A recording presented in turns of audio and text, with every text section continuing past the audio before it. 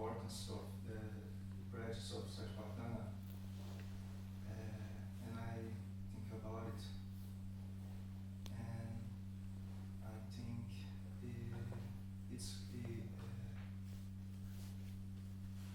it will be good if you share with us some of your impressions of your own practice of meditation, and some obstacles in this practice to help us to improve our own practice. Pedir para ele partilhar um pouco da experiência dele com meditação e algum pouco sobre os obstáculos que ele enfrentou.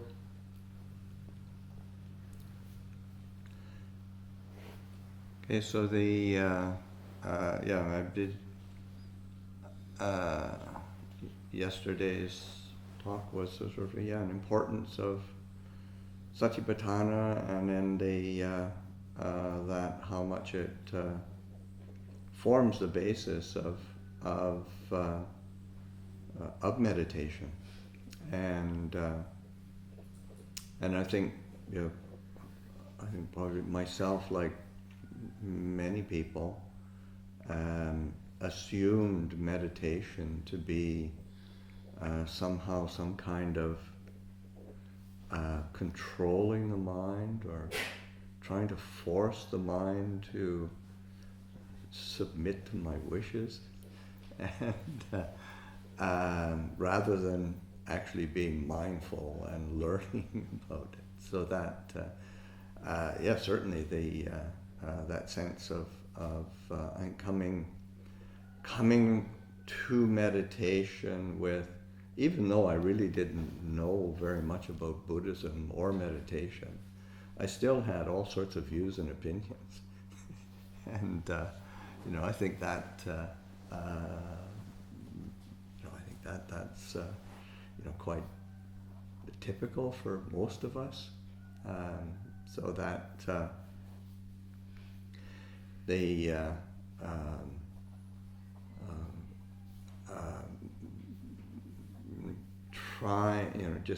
trying so hard to make the mind peaceful, and of course not really knowing what peace actually was, just having an idea about it, and kind of struggling, flailing around, and trying different things, and I think it was very common for all of us in those days, and probably still today. And I can remember, with so many different kind of difficulties, obstacles, and then going to Ajahn Chah and asking him, for advice, and basically wanting like a quick fix, a technique, a method that was going to make my mind finally be quiet, and of course he'd just laugh and say, you have to learn how to be more patient, and that was really frustrating because patience was not really a strong suit, and so there's just that learning, trying to learn how to be patient, trying to learn how to be accepting of external circumstance, accepting of myself, and I think those were some of the kind of the bigger obstacles of, in the sense of just having too many ideas and concepts and thought out views on what I thought meditation should be or what Buddhism should be, and that's where say, yeah, God, just coming back to learning how to be mindful and present and alert and attentive, that you could actually learn something that way. And so those were certainly major obstacles, and so that learning, and of course one of the major learning is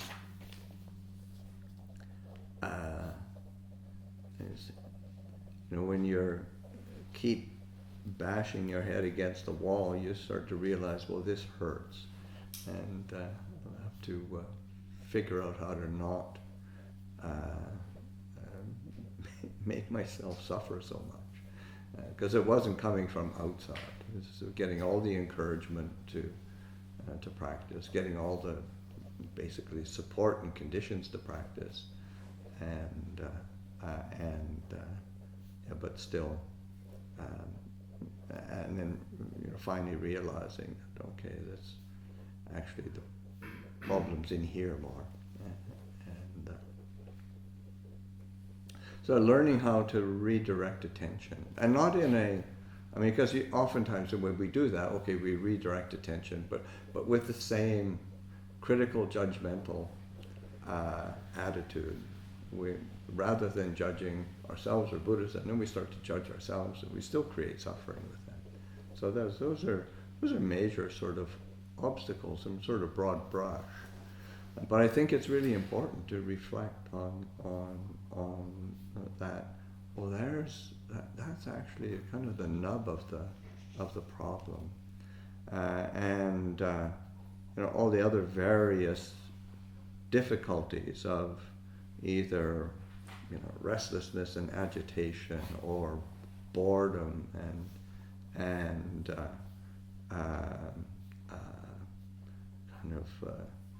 boredom and dullness of mind. Those are all sort of easier to deal with. In the sense that they were actually tangible, and you could work with it. And there was certainly all of that was there, in the sense of, yes, you want to make your mind peaceful, and it's just restlessly thinking about anything than meditation, or just being so dull and bored that you're starting to doubt that it's actually not possible to die from boredom. It certainly felt it, but because there's nothing much to do or to be stimulated in a forest monastery, especially coming from a Western world, and this is, in those days, the level of simplicity was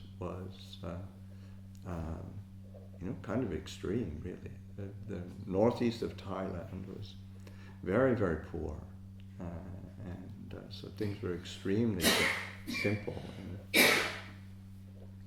and just not being used to that level of simplicity, I just sort of bored. And so learning, but then recognize, I can learn from this. My mind is seeking, it's looking for an object, anything to become.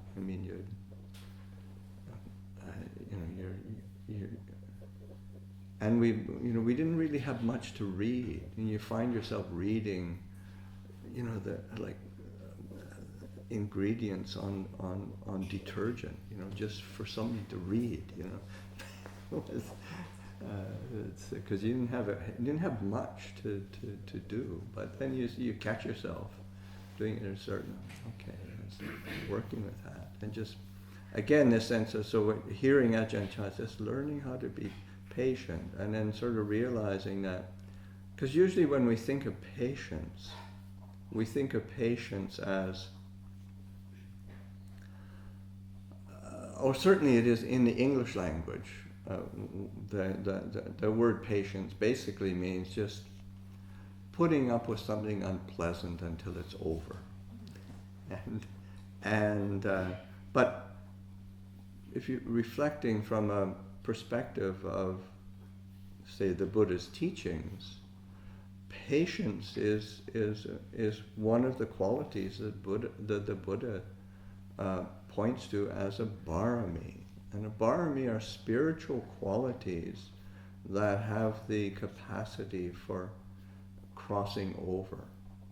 And it's in the word barami itself. It has this image of crossing over, like crossing over from confusion to clarity, crossing over from agitation to peace, crossing over from samsara to nibbana. It's this quality of crossing over. So it's a lot more, a barami is a lot more exalted than, and especially considering patience and just sort of putting up with something until something unpleasant. So that sort of reflect, well, patience is a much more, having the mindfulness and clarity of mind to be present with what one is experiencing. And a lot of obstacles and difficulties that I experienced were, there seemed to be as I finally start taking Ajahn Chah's advice seriously, you start realizing, a lot of the solution to the problems is that patience in terms of being willing to be present with the experience as it is, and whether it's pleasant or unpleasant, whether it's wanted or unwanted, when we're willing to be with it, we can actually learn from it. And the kind of the, say, both the solution and the transcendence is in the willingness to be aware, to be alert, to be with the knowing. And that's something that in the northeastern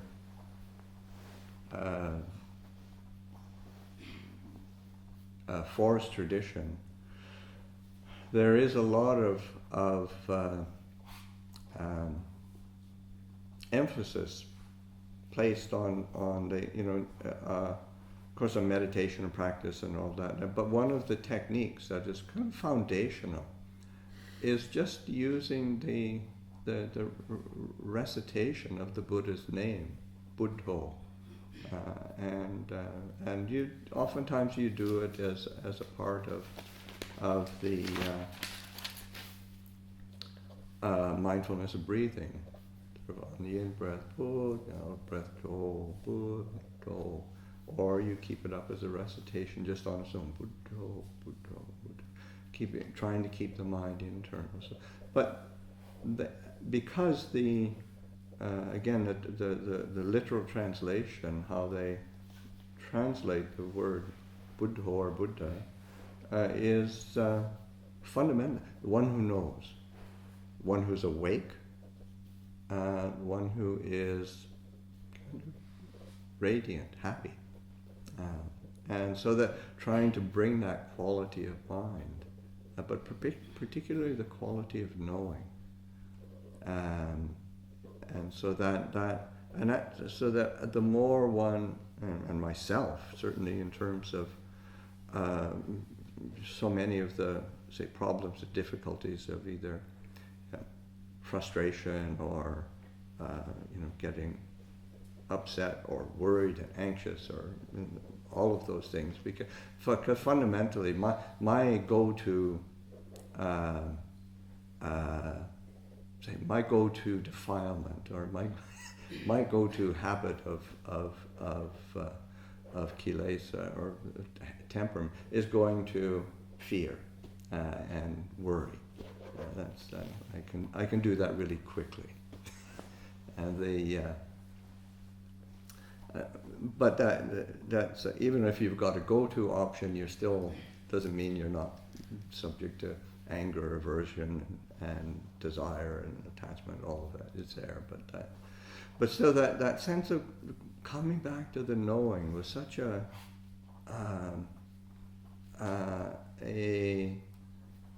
means of holding the difficult emotion in a different way than just trying to push it away or trying to blame it or trying to find fault with whatever around. So just coming back to the knowing and just gaining more and more confidence with that. And I think also, because it's so prevalent in the Ajahn Chah's teachings and many of the forest masters, this use of Buddho as a sense of being the one who knows. That's almost like the purpose of the kind of the practice and the training, just being the knowing. And one time a layman who was the president of English Sangha Trust, the person who invited Ajahn Sumedho or Ajahn Chah to go to England. One time he was just telling me this a few years ago. Last time I was at Amaravati, he was talking and saying, well, one time he asked Ajahn Chah, why do you keep teaching Buddho put so much emphasis on that? It just almost seems almost superficial. And Ajahn Chah, he didn't give much of an answer, actually. 3 words and 3 parts. He said, Nammo Vinyana Dhatu. And it's sort of like, he said, it's like homage to the element of consciousness. It's sort of like, because that element, and from a Buddhist perspective, I mean, you've got consciousness in terms of knowing the senses and whatnot, but you've got a fundamental consciousness that's really not personal. And that's where your access to liberating insight can come from. If we're willing to plug into that and to let go of all of the different things that we assume or project or whatever complicate, then what's left is knowing. So that was just gaining more, say, trust and clarity of that. Oh yeah, this is the way through this mess we call the human condition.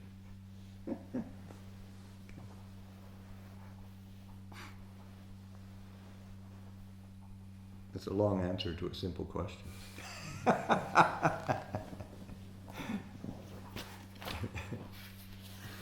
Ele perguntou sobre a experiência dele.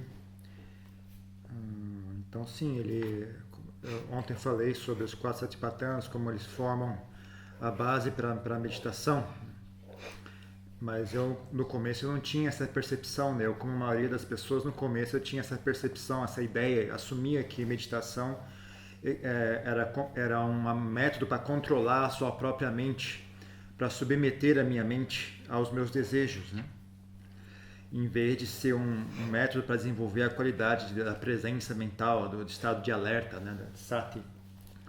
Então eu não sabia muito sobre budismo, não sabia muito sobre meditação, mas mesmo assim eu estava cheio de opiniões, né, sobre como é que deveria ser, como é que não deveria ser, estava cheio de opiniões formadas, mesmo sem ter muito conhecimento a respeito, né, o que é uma coisa mais ou menos típica, né, para as pessoas no Ocidente. Então, no começo eu tentava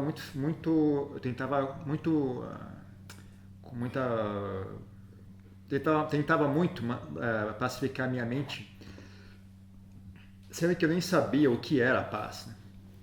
Então eu brigava muito, batalhava muito tentava com coisas diferentes, né? Fazia todo tipo de esforço, mas não conseguia ter nenhum sucesso com a prática, né?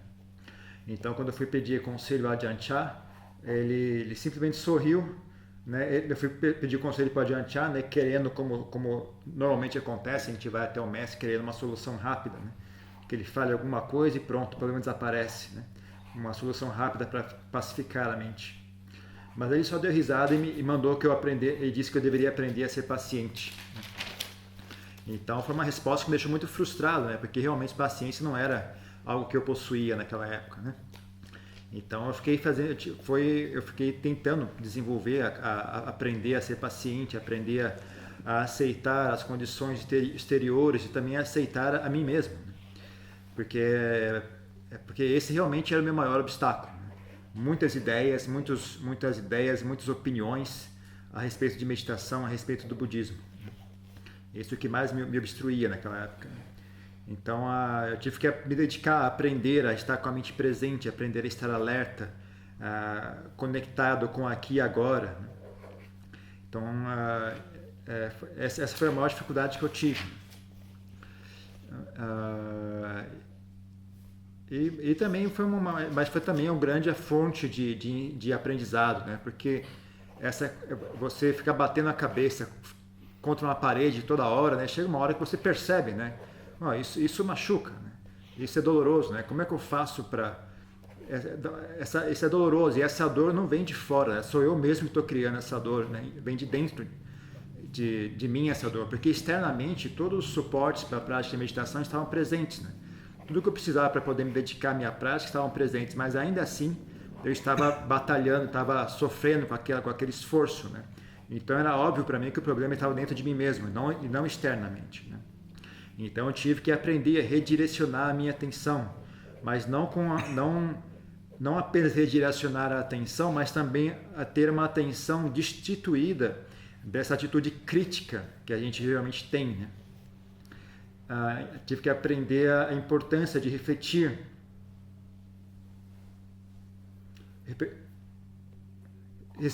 Aprender a refletir e conseguir enxergar o que era realmente a raiz do problema.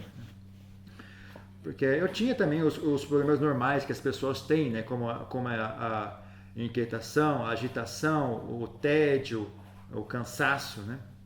Todos eles também estavam presentes, mas eu achava esses fáceis de lidar com eles, porque eles eram coisas bastante tangíveis, né? E eu me sentia assim confortável trabalhando com eles. Eram grosseiros, era fácil para mim enxergar e trabalhar com eles, né? Havia sempre frequentemente experienciava assim uma inquietação muito grande, um desejo por pensar em coisas, em ter ideias, né? Ou então eu sentia tanto tédio que às vezes eu imaginava, puxa vida, será que é possível uma pessoa morrer de tédio? Porque esse é um tédio muito forte, né? Que eu sentia naquela época, né? Lá no mosteiro da floresta não tem estímulo nenhum, não tem nada para te distrair, né? O nível de simplicidade era extremo, né? Principalmente no nordeste da Tailândia, que era uma região bastante pobre e simples, né? Então a gente não está acostumado a esse nível de simplicidade, então o tédio era muito forte, né? Mas era uma coisa que eu conseguia enxergar e eu conseguia trabalhar com aquilo, né? Eu percebi, eu consigo aprender, isso aqui pode ser utilizado para um aprendizado, né? Eu consigo aprender algo observando essa mente buscando desesperadamente por um objeto para se distrair, né? Não havia muito para ler, né, por lá, né? Ao ponto de que às vezes você se surpreendia lendo os ingredientes do detergente, né? Porque tanto tédio e desejo por ler alguma coisa, você acabava lendo os ingredientes do detergente, né? Então mas isso é uma coisa que você via essas coisas, você percebia que aquilo estava acontecendo e você tinha como trabalhar com aquilo, né? Mas o que o Ajahn Chah realmente me recomendou a fazer, me apontou em direção à paciência. Agora, a paciência não é bem como as pessoas entendem no Ocidente, né? A palavra paciência no Ocidente significa você aguentar alguma coisa até que aquilo desapareça, né? Você aguentar uma coisa desagradável até que aquilo desapareça. Mas como o Buda define a palavra paciência, na verdade é uma qualidade espiritual, né? é uma das perfeições espirituais, é um dos chamados paramitas, né? E a palavra parami, ela tem essa conotação, né? Ela indica algo que é capaz de levar além, né? De atravessar. A palavra parami aponta para essa imagem de algo que atravessa a confusão e alcança a paz, atravessa o samsara e alcança o nibbana. Então a palavra a paciência, né, como um paramita é algo muito mais exaltado do que paciência é no sentido comum no Ocidente, né? Então, minha experiência, né, que tendo desenvolvido essa capacidade de sati, de presença mental, para aprender a estar presente com a experiência no exato momento que ela acontece, né? Então, seguindo o conselho de Ajahn Chah, né? O maior obstáculo que eu tinha era justamente estar disposto a permanecer com aquela experiência, ser paciente e, de fato, experienciar o momento presente, né? Independente, mesmo que ele não fosse do jeito que eu queria, mesmo que ele não fosse como eu gostaria que fosse, ainda assim eu tenho que aprender com ele, né? Aprender com o que está acontecendo aqui e agora, né? Porque a solução para os problemas, né, e o aspecto que transcende os problemas está justamente, né, nessa disposição em estar presente, né, em estar ciente do que acontece, ciente das coisas, né. Na tradição tailandesa, e principalmente no nordeste da Tailândia, há uma ênfase muito grande na prática da recitação do mantra, né, Buddho, Buddho, Buddho.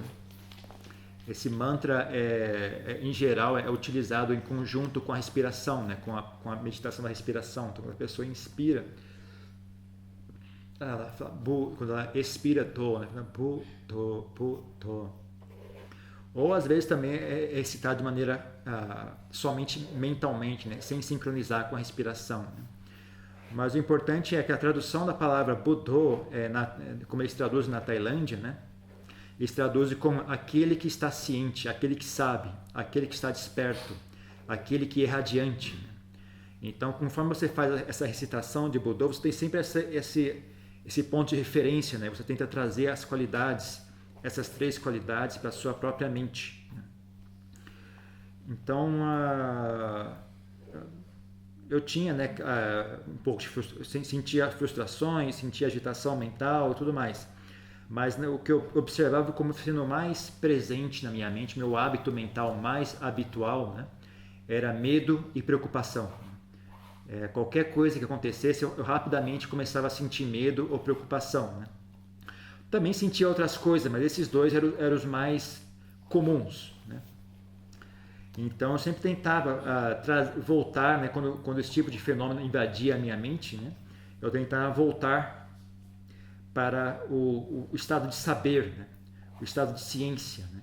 E usar isso como forma de fazer contato com aquela dificuldade emocional, quebrando aquele ciclo de tentar suprimir ou reprimir aquilo, né? Eu usava esse aspecto de estar ciente como uma forma de fazer contato com o estado mental sem cair na velha armadilha, né? De tentar reprimir e suprimir. E assim conseguir ganhar cada vez mais confiança, né? Cada vez mais confiança nessa capacidade de estar ciente, né? Então a prática de Buddho, né? Da recitação desse mantra Buddho é algo tão prevalente, né? Na região, que você fica sempre com essa ideia presente, né? Eu estou me esforçando para ser o aspecto do saber. Você tenta se transformar em saber. Tem uma certa ocasião, um leigo me disse isso. Esse leigo ele era o presidente da English Sangha Trust, né, que é uma sociedade budista que foi quem convidou Lompo Sumedo a mudar-se para a Inglaterra, né? Ele me disse isso apenas alguns anos atrás, né? Foi apenas 1 ou 2 anos atrás que ele me disse isso, né? Então esse leigo me disse que quando Ajahn Chah foi visitar a Inglaterra, né, o leigo perguntou para Ajahn Chah, né, por que você insiste, né, em ensinar essa recitação de Budô, né? Esse negócio é uma prática que me parece meio superficial, meio banal, né? Ajahn Chah não se incomodou muito em responder de maneira muito detalhada. Ele apenas disse em Pali, né? Namo Vijnana Dhatu. Que só isso que ele respondeu. Ele respondeu isso e parou, né? E aí o significado dessa frase é, né, eu presto reverência, né, ao elemento da consciência, o elemento da consciência. Então, então esse elemento da consciência é que é fundamental, né? E ele é um elemento fundamental e é um elemento não pessoal. E é através desse elemento da consciência que nós temos acesso ao insight que nos liberta, que leva à libertação. Então a gente faz um esforço para conectar com esse elemento da consciência, né? E abrir mão de todas as coisas que são construções mentais, aquilo que a gente assume ser verdade ou mentira, e todas as coisas todas as complicações que a gente inventa na nossa própria mente. A gente aprende a ter mais confiança nesse aspecto de consciência e confiar que isso vai ser capaz de nos ajudar a atravessar essa confusão que é o estado humano. Mais uma coisa?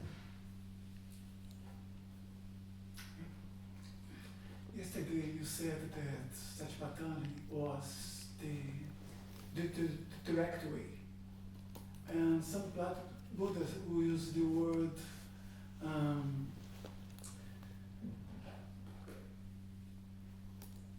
Ekanomago.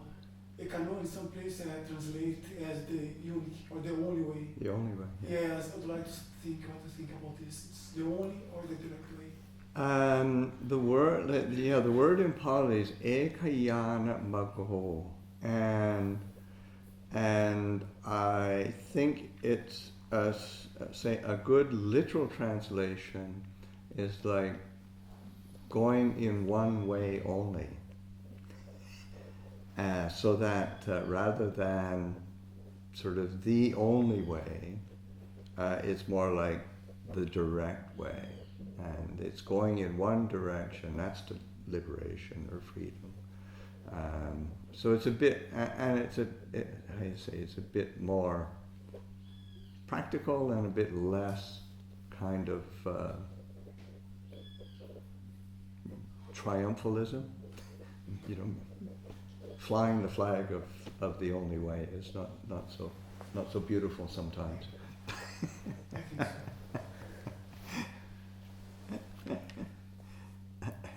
Ele perguntou sobre ontem ele disse, né, que no Satipatthana Sutta o Buda declara que esse é o caminho direto, né, para a iluminação, para o insight. E aí ele tem algumas tradições usa essa frase, como é que é a frase que é a mesma que ele falou? Então aí tem essa frase que é repetida algumas vezes, né? Ekayana Mago, né?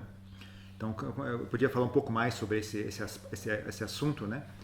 Então a tradução, uma forma mais sutil de traduzir essa frase, né? Seria assim, é um caminho que vai numa única direção, né? Não é exatamente dizer esse é o único caminho que existe, ninguém pode tomar nenhum outro caminho, né? Essa frase ela tem mais o significado de dizer, né? Esse é um caminho direto, né? Esse é o caminho direto. Então é uma coisa assim que aponta mais para um sentido prático do assunto e não tanto para uma coisa assim de triunfo, né? De levantar a bandeira, eu sou a única pessoa que possui o caminho e vocês não possuem esse caminho, é só eu que possuo, né? Essa frase na verdade indica mais essa característica de isso é um caminho direto, né? É um caminho que só vai nessa direção.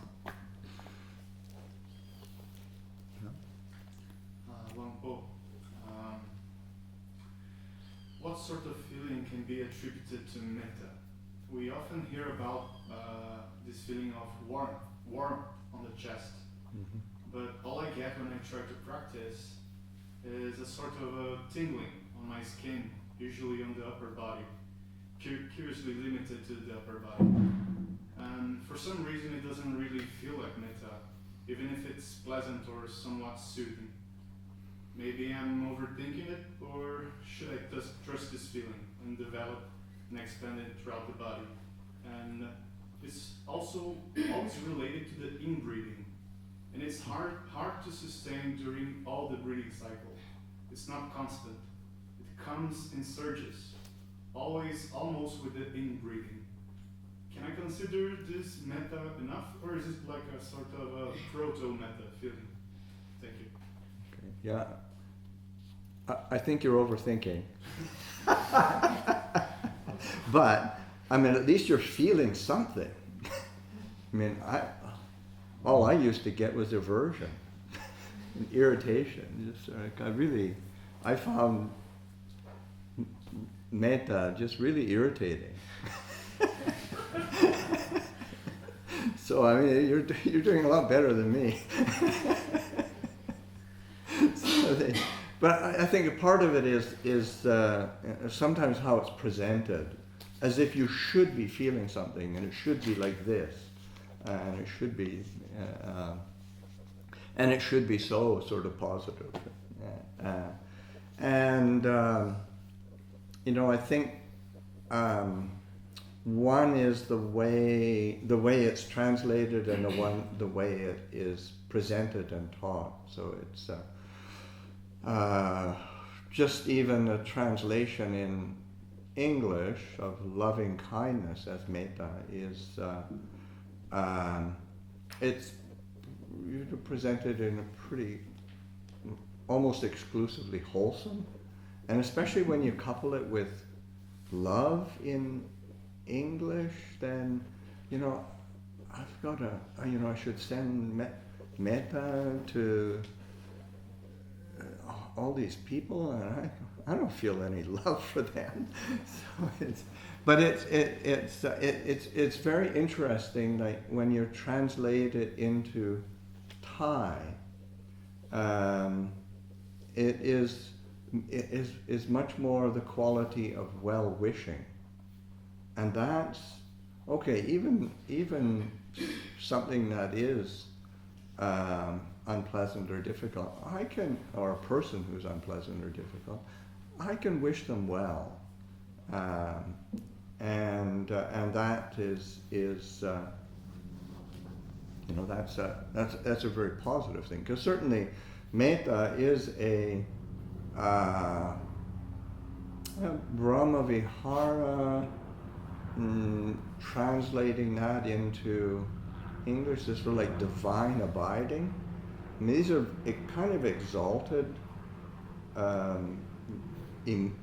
mental states, and certainly when they're cultivated and developed, they are. But as an access to begin to develop, I think it's helpful to dial it back a bit, and one of the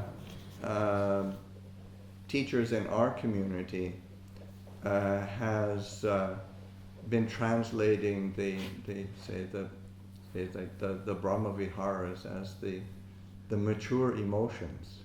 So, that's really spot on, because these are really mature emotions. It's a mature response to the world around us, to be kind, to be compassionate, to have some joy, and to have some equanimity. So those are that's a good way of framing it, and in terms of beginning, and then using that framework of well-wishing, because we can begin with that. We can frame it in a way of that sense of wishing well, wishing oneself well, wishing others well. We can really, we can get behind that quite well. One of the ways, for many years, Ajahn Sumedho used to translate metta as not dwelling in aversion. And that's a good start. If we're willing to set aside our ill will and again with this well wishing, then it's very skillful, and with that skillful foundation, it's a really great access point to relaxing and feeling good, so that just the fact that you do have a positive feeling is really, that's really encouraging, because it's helpful to explore it, and it doesn't have to be one particular way. One of the things that I tend to, again, a sort of what I tended to react to when hearing teachings about metta and loving kindness was, you have to be, sending loving kindness to this person and sending loving kindness to that person and sending loving kindness to that group of beings, and it's just really busy. It's sort of the kind of the metta postman sort of.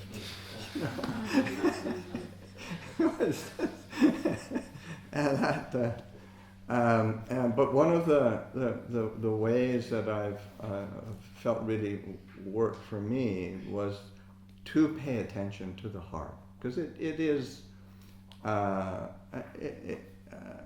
in whatever culture we're in, kind of the seat of emotion is here, and metta is more an emotional response, just as I say, like mature emotions. So it's more of emotion. It's like having that as a kind of a seat, and having that as a base, like a vessel, and it's like having a vessel there that you can take your loving kindness and put it there, and then it starts to grow, and then you can, rather than again being busy sending here and there, and it's more like you're inviting beings into this sphere of loving kindness, and the base is there, and then allowing that base to get more stable, to get more, say, expansive, get bigger, so that it can include more, and you can invite more and more beings into this space of loving kindness and compassion. So it's I found that helpful and a skillful way of approaching. So that, and in terms of, you're perhaps only feeling something on the in-breath and not the out-breath, I wouldn't be concerned. As I said, at least you're feeling something. And that's better than me. It was just beginning to get irritated and averse to it. I spent years sort of just, and so it's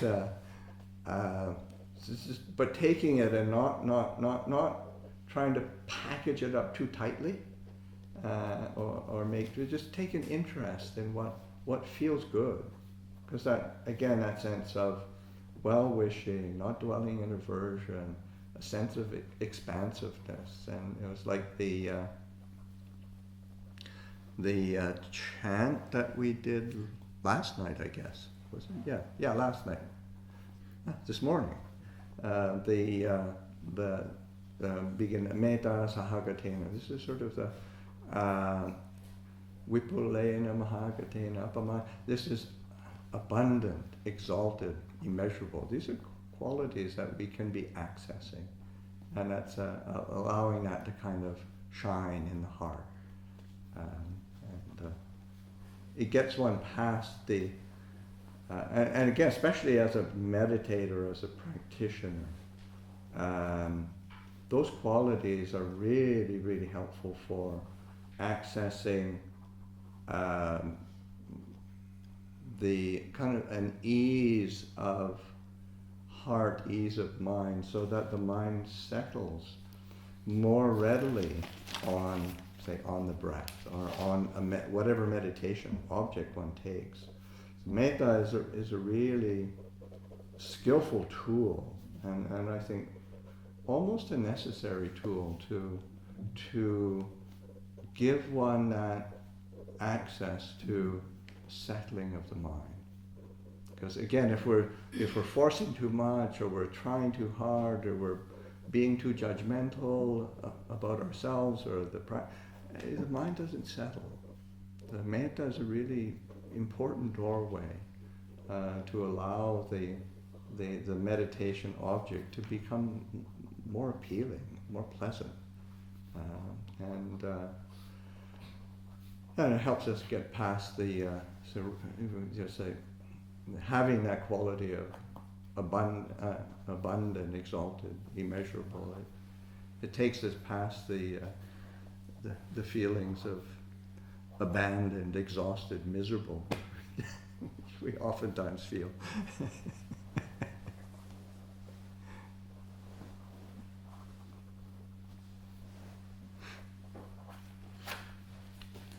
Então, ele perguntou sobre meta,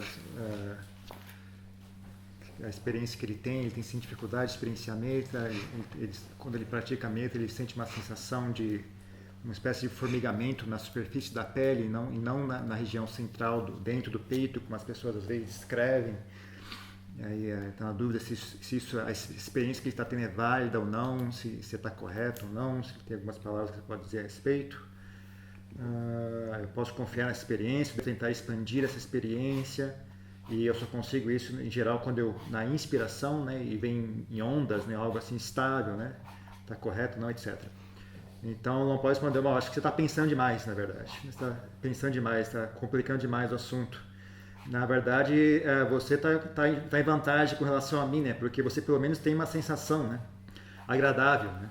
Já eu não costumava ter nenhuma sensação agradável, eu só ficava irritado quando eu tentava praticar metta, só me trazia muita irritação, né? Então você já está muito melhor do que eu, na verdade, com relação a essa prática.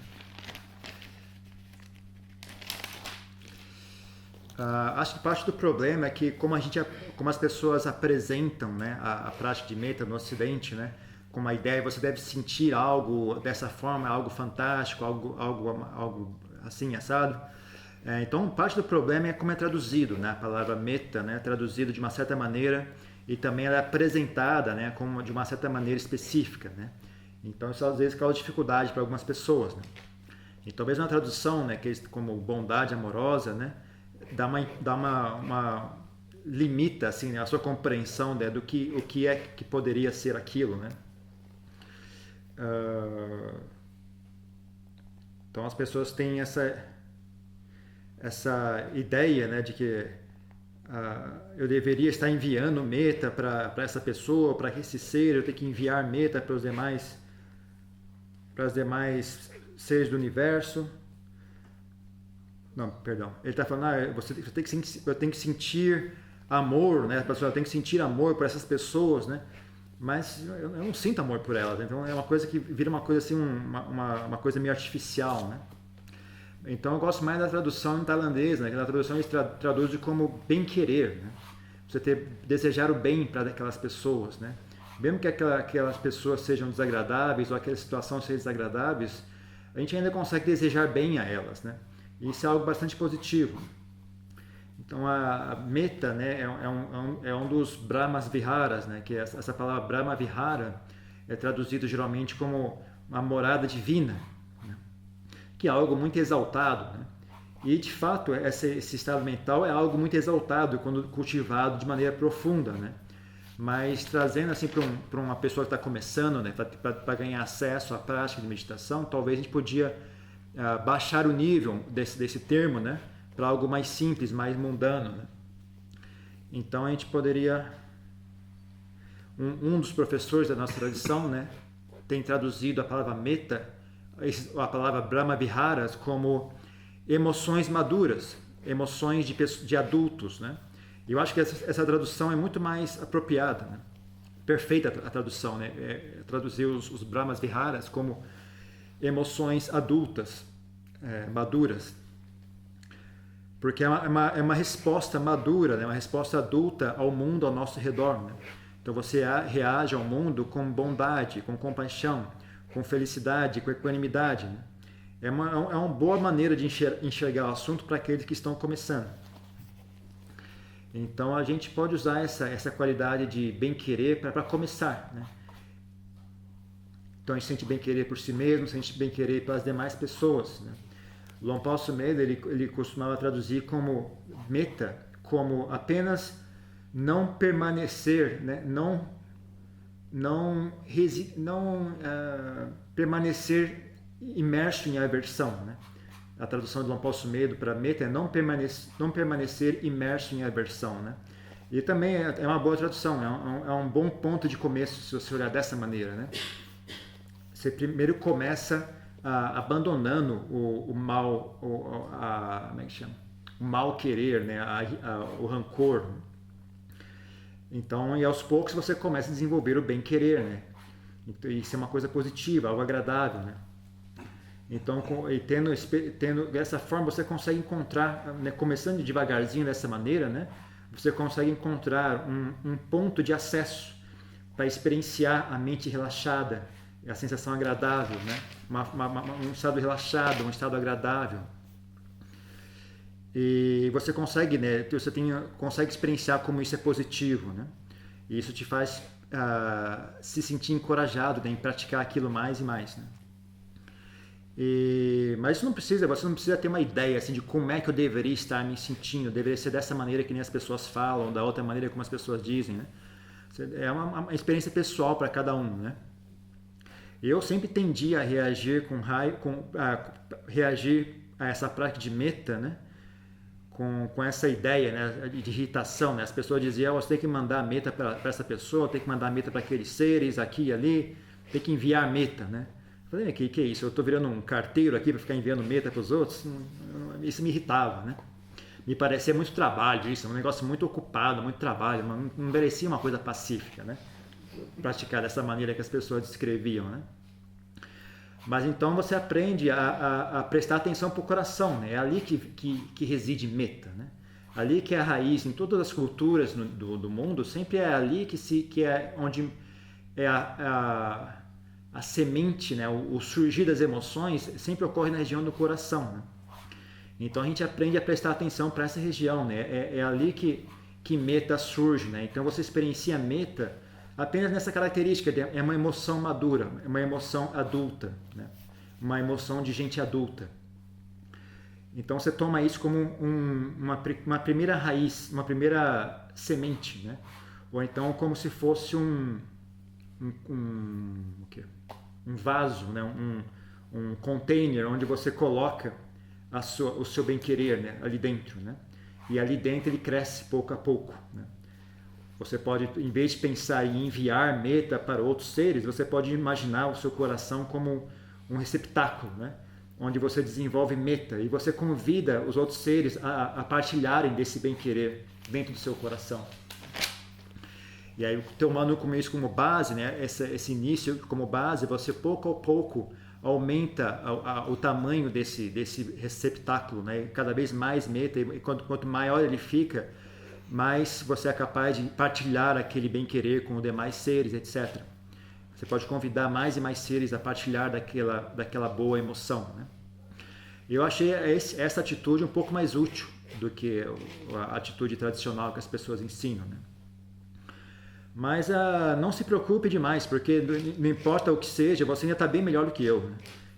Eu passei anos e anos só ficando irritado com esse negócio de praticar metta, isso só me trazia mais e mais irritação, né? Então você já está bem melhor do que eu, pode ficar tranquilo. Então não se esforce demais, não fique se esforçando demais, não fique... em vez disso, procure prestar mais atenção no qual é a sensação disso, como é que se sente isso. Procure onde tem a sensação boa, né? Se a sensação é boa e agradável, então, se a sensação tem essa característica de uma mente, de um coração expansivo e relaxado, né? Uma sensação de bem-estar, então já está no caminho correto, né? Quando a gente fez esse cântico hoje de manhã, né? Dos 4 Brahmas Viharas, né? Então essa qualidade de algo ilimitado, expansivo, né? Que engloba tudo, né? Então a gente aprende a fazer isso brilhar dentro do nosso coração, né? Faz essas qualidades surgirem dentro do nosso coração. E elas são ótimos pontos de acesso, né, para quem está começando, né, uma forma de acessar essa tranquilidade, né, esse estado de bem-estar e tranquilidade, que é muito útil, né, para ajudar a mente a se aquietar na respiração, né, ou qualquer outro objeto de meditação. Né, com essa fundação você vai conseguir aquietar a mente em qualquer objeto de meditação. Então, meta é algo muito hábil, né? Ter a capacidade de meta na sua mente é algo muito hábito e necessário para ter acesso, né, a essa capacidade de assentar a mente, de aquietar a mente, né? De sair desse hábito de ficar julgando e ser muito crítico, né? E isso esse tipo de qualidade mental não aquieta a mente, só agita a mente ainda mais, né? Então, meta é um portão de entrada muito importante, né? É um estado agradável, né? Que nos ajuda a atravessar, né? Essa dificuldade, né? E como diz no texto, né? A gente desenvolve um estado agradável, um estado expansivo, né? Em vez de desenvolver um estado miserável, um estado apertado e doloroso, que é o que em geral a gente acaba sentindo. Yesterday, when you mentioned the second aspect of Satipatthana, I felt very sad, like I felt like crying, because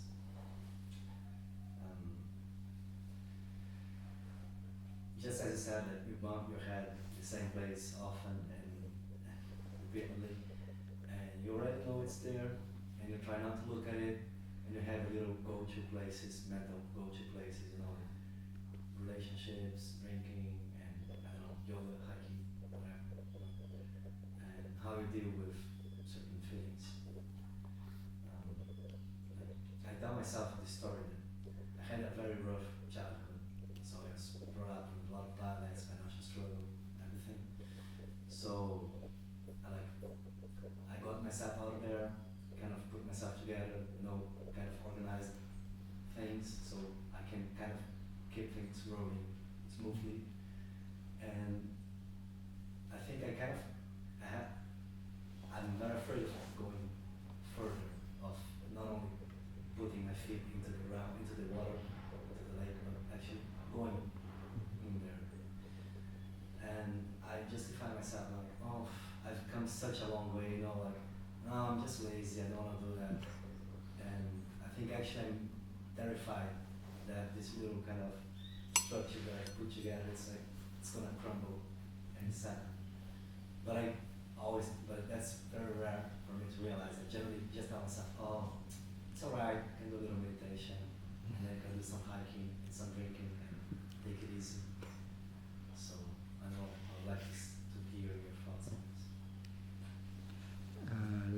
Comentou sobre ontem, né, quando ele explicou sobre que ele bateu muita cabeça num único ponto, né, mas aquilo ajudou ele a enxergar que aquilo que ele estava errado, né, e conseguiu seguir adiante, né. Então ele relata um pouco da experiência dele, né, de que ele também teve uma infância difícil, mas conseguiu, né, se acima dessas dificuldades todas, organizou uma vida, né, através de atividades como yoga, como diversas coisas que ajudam ele a erguer-se acima de todas as dificuldades que ele passou no passado, né, e se sente confortável, né, se eu estiver traduzindo errado, me corrija, mas se sente confortável no que ele alcançou agora, né, ele conseguiu criar uma estrutura em que ele se sente confortável ali, né, e agora que ele sente um pouco esse impulso, né, de querer ir além disso, né, mas aí sente medo, né, de abandonar aquilo que ele finalmente conquistou, né, e acaba se acomodando, fala, não, eu vou ficar aqui mesmo, eu já tenho meu esquema aqui, eu faço meu yoga, eu vou beber uma cervejinha, eu vou fazer uma caminhada e aqui tá tudo bem, né? Então ele está agora com essa questão, né? Ele sente essa vontade de seguir adiante, mas tem um pouco de receio de abandonar, né? A estrutura que ele criou atualmente, né? Não sei se está certo. Ele queria que o Lompó, ver se o Lompó tem algum comentário a fazer sobre isso, alguma coisa que ele pode dizer. I think one of the things that's really important is to acknowledge, say where we are, and to and also because sometimes Buddhism and Buddhist meditation, Buddhist practice is presented in almost like a sort of absolute, in terms of like you've got to be pushing for liberation, freedom, but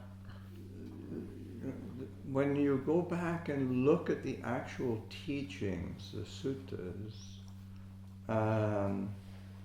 the Buddha puts a really high premium on happiness, and without that happiness, it's really difficult to progress. And of course, it's a happiness that we start to refine as we tune into ourselves and realize that it feels good to be generous. It feels good to share. It feels good to be keeping precepts. It feels good to be around people who are keeping precepts.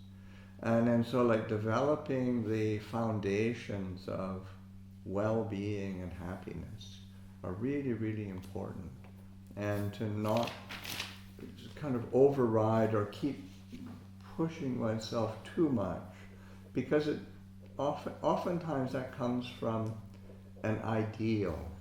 And sometimes we do need to inspire ourselves with possibilities and ideals, but we don't want to override our fundamental need of the heart to feel to feel happy, to feel good, because it's that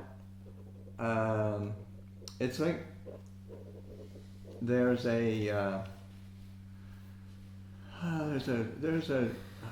a whole bunch of discourses that the Buddha gives with kind of like a progression of development in the practice, and it's pointing to the different areas of where, say, delight arises, like this kind of sense of delight, well-being. And sometimes it's from generosity, sometimes it's from skillful action, sometimes it's through wise reflection, sometimes it's through association with Dhamma, but then it goes into and from these various sources there's the arising of delight.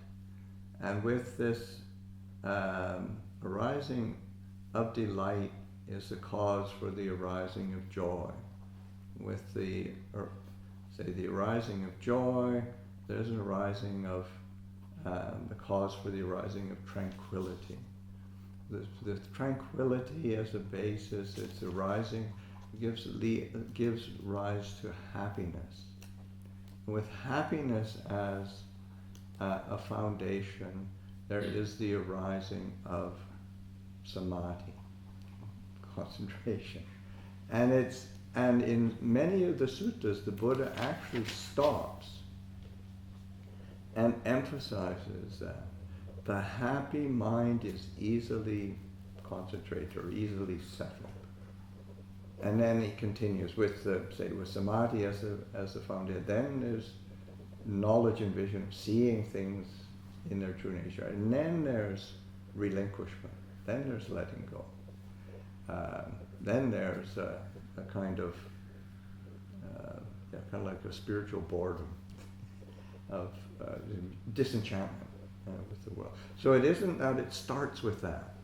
The path starts with happiness, and we have to pay attention to that. And of course, there's helpful happiness and there's unhelpful happiness. I mean, in the sense of sometimes we just distract ourselves with pleasure, which is okay. But it's okay. Well, okay, this is getting caught here. But the fundamental happiness with the heart being experience that, we need to be attentive to that. And we've all got say baggage that we carry, and sometimes it takes a while to drop that baggage, and sometimes for some people it's just it's fairly easy. But you can't compare yourself to other people. You have to sort of pay attention. What is it that makes me comfortable, happy, safe? And but certainly the causes are in these things that you already intuit and recognize. So just paying attention without putting too many demands on yourself from say an ideal of what you think you should be. You have to work with what you got. There's I'm trying to think of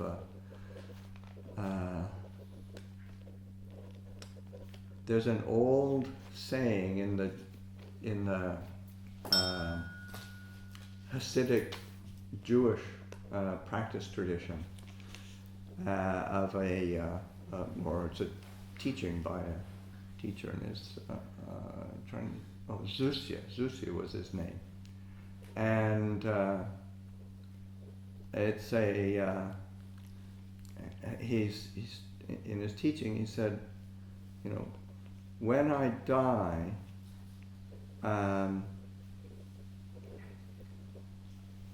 I will not be asked by God, why weren't you more like Moses? He will ask me, why were you not more like Zusia? It's a really important teaching that goes across tradition, because so just to again, be patient. Be patient with yourself in particular.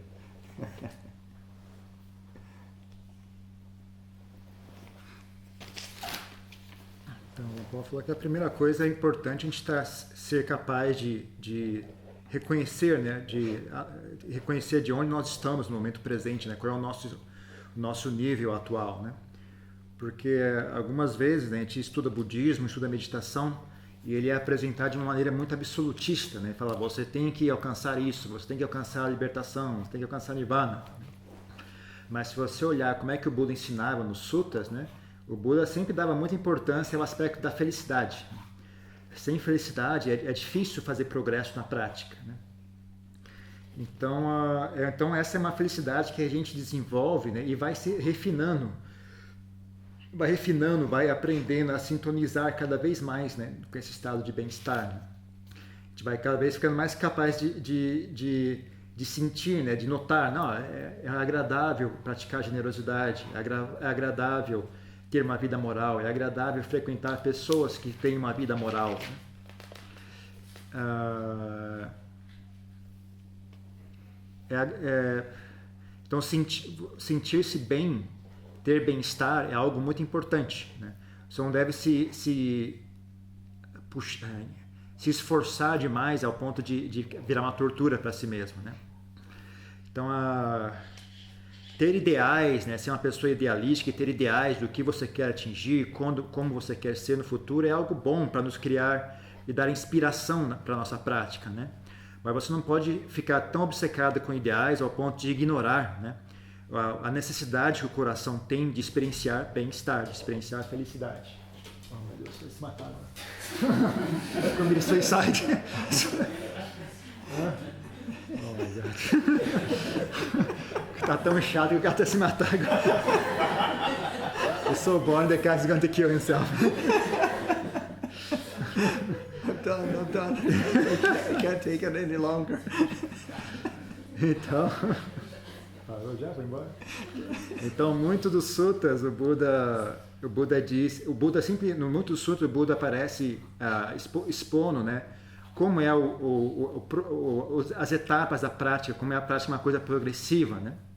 Então ele sempre aponta, né, para esse ponto, e sempre aponta para essa área onde surge deleite na nossa mente, né?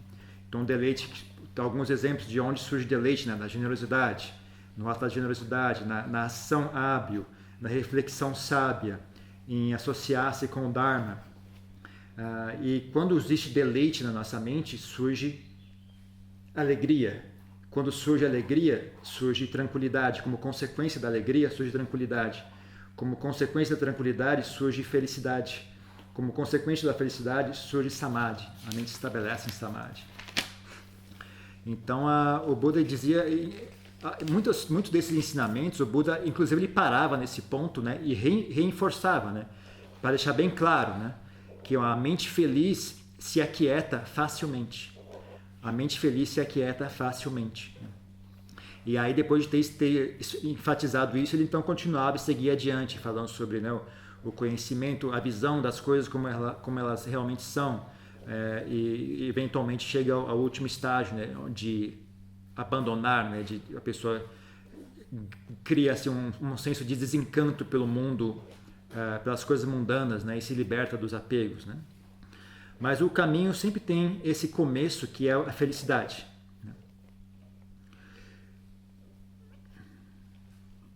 Então é útil, então tem sempre esse começo que é a felicidade, mas a gente está ciente de que existem felicidades que são úteis e existem felicidades que são nocivas, né? Então, dependendo do tipo de felicidade que a gente busca, isso pode ser um obstáculo para nós, né? Então, nós fazemos esforço para estar atentos, né, a essa felicidade fundamental, né, que é a fundação da nossa prática.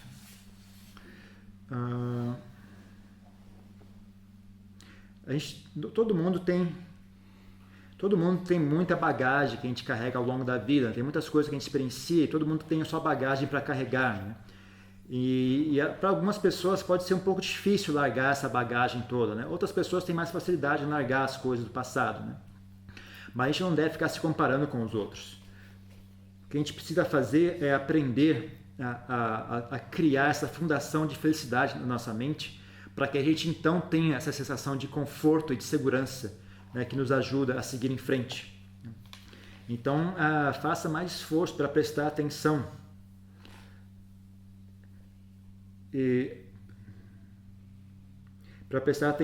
a essa qualidade da felicidade e não ter e não ficar criando muitas demandas, muito idealismo sobre como você deveria ser ou não, como as coisas deveriam ser.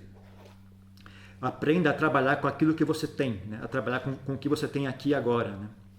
Então existe um ditado judaico, né, que é de um professor chamado Zucius. Então o ditado é: quando eu morrer, Deus não vai me perguntar por que eu não fui mais parecido, por que eu não me comportei mais como Moisés, né? Quando eu morrer, Deus vai me perguntar por que você não se comportou mais como Zucius, né? Então esse é um ditado que ele transcende tradições, né? Esse é um ensinamento que transcende tradições. Então é importante a gente aprender a ser paciente conosco mesmo, né? Consigo mesmos, e aprender a trabalhar com o que nós temos aqui e agora.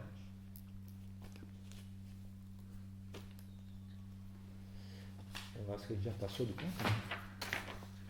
Are we over time already? Yep. Vamos deixar as demais perguntas para amanhã. Let the rest for tomorrow. A few more questions for tomorrow. I'm sure. Por hoje